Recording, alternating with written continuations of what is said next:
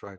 Exactly. Because say I took a child and I showed them the sand painting, the sand gardens of the Japanese. Oh yes. I showed them calligraphy of Oriental calligraphy. I showed them archery, right? The expertise Unbelievable. with that. Yeah. I took them to Morocco and showed them horses, right? I took them to look at the Arabic writing. They'd admire, and be in awe, and admire and awe, and admire and awe, like I did when I was in London as a child. And I take them over to the white culture and I show them Caravaggio, I show them Rembrandt and all. What would I think if somebody immediately start, ew, if this kid was an admiration of all of this. And then the moment I take him to even a one simple white, artist or whatever, Michelangelo, the Sistine Chapel, you name it. And suddenly there was this weird reaction. It wouldn't happen in a million years, and it didn't happen before this communistic fucking Fabian Marxist paradigm came along with these son of bitches. I'm calling them out as being uncreative types. That is why people, even from within their coterie, like an Irish Fromm, couldn't quite bite down on the hard Bolshevik aspect. And they dissented, really, if you really want the facts of the matter, right? That some people from within their movement backed off. Some very much so, like Wilhelm Reich, completely rejecting communism as very much because, this negation of the body intelligence. Reich and others as well. Reich and Fromm, they were originally part of the Frankfurt School, and then they deviated. Communists. Well, both of them were communists. Fromm was part of the deeply involved with the Frankfurt School, but that doesn't mean everybody as negative as within it. And also, he was troubled by it. He just didn't. His thought went deeper. Let's just put it that way. Right. And so every year he slowly removed himself, from them until he became quite a deep critic of it in many ways and a great humanitarian, pointing out things that we really need to know. And it's through his work that you can see, it helps sort of give a keyhole into the way the others thought, who were hardcore, like Horkheimer and Adorno. And some of these other monstrosities, Herbert Marcuse would be almost top of the list. But then Jacques Derrida, right? There's all of these people who wrote the script that's being played out. But remember, this script is bankrupt. All our job is to critique it, footnote it, and show how bankrupt it is, like shows like we've just done here. But that doesn't end there, right? There's even insights into the nature of the unconscious again. And the one thing we forgot to say is that one of the paradigms that definitely comes in when you're dealing with creativity is the left brain, right brain split. We've got to mention, should just say a quick word on that. When I talk about the interjection of the master-slave dynamic, yes, that means, head, psyche, and soma are divided, but it can also be expressed as left brain, right brain divide, where the right brain is the one that is, your left side is controlled by the right brain. So the right brain is the one that's in tune with the ancestral archive, with the creativity, with the imagination, with looking over the fence to the wider mystery and trying to communicate the aspects of the mystery. It's where the music, comes from. It's where meaning comes from, right? It's like, to give an example, if you see somebody coming towards you, it's a friend. It's the right brain that tells you it's a friend by recognizing the face, right? Mm. The left brain tells you his name and where he lives, his address and phone number. But the right brain's already saying, friend, I recognize, right? Meaning, it gives meaning. The left brain is doing other things. But sadly, the left brain is also the censor of the right brain. We haven't been able to explain that. I'm even getting into it in my idealism thing later on. In fact, in the very next program, installment of it, we'll be doing this. So the left brain is a censor, right? So it represents the world, right? So why a lot of people don't know what we're talking about is because the world also programs your left side, that then creates an apartheid within yourself. So this is another manifestation of the master-slave relationship, that unless you know how to work with it, right?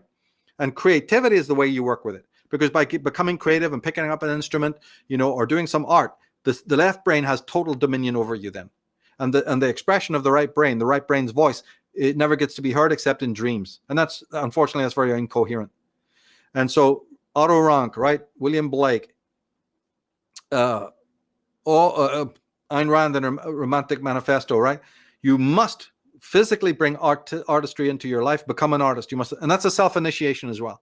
And I don't care how crappy it is in the beginning or what the fuck you're doing, take a class and something, get started, because that is your true destiny. Man as artist, is fundamental to this. Otherwise, you're open to the dominion of the left brain. But since the left brain is the one whose antenna is to the program of the world, it's following the dictates of, the world authority, the superego structures.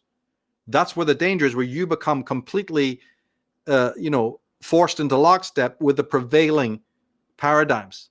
So unlocking it is, again, a very personalistic thing, right? And again,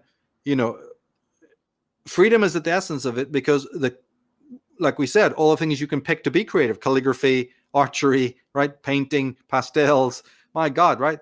Landscapes, oil, color, there's no end to it. Poetry, there's a million kinds of poetry, right? So there's the freedom is still at the essence of your being to say, I like doing this, or hey, when I was young, I did like that.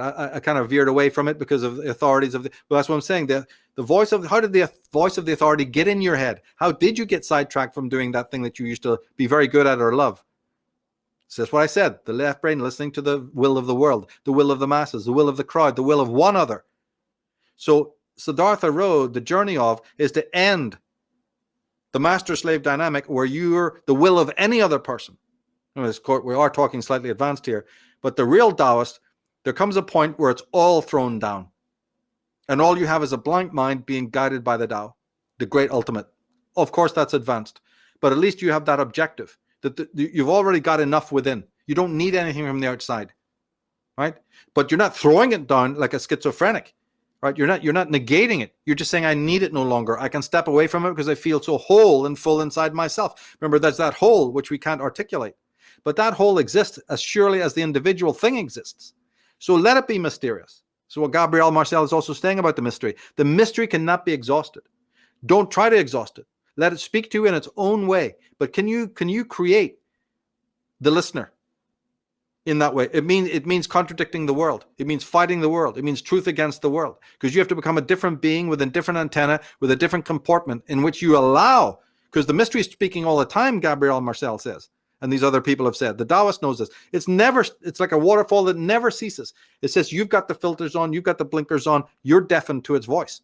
So how do you recreate yourself? It means ending your allegiance to the will of another, even a sage.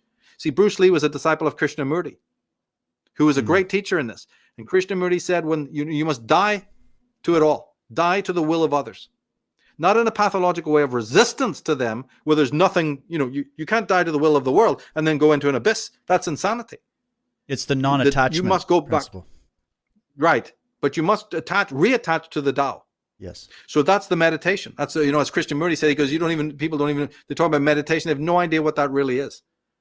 So I'm thinking of it in terms of an Emersonian, being with nature, being in the world, and I extrapolate it in different works and different books.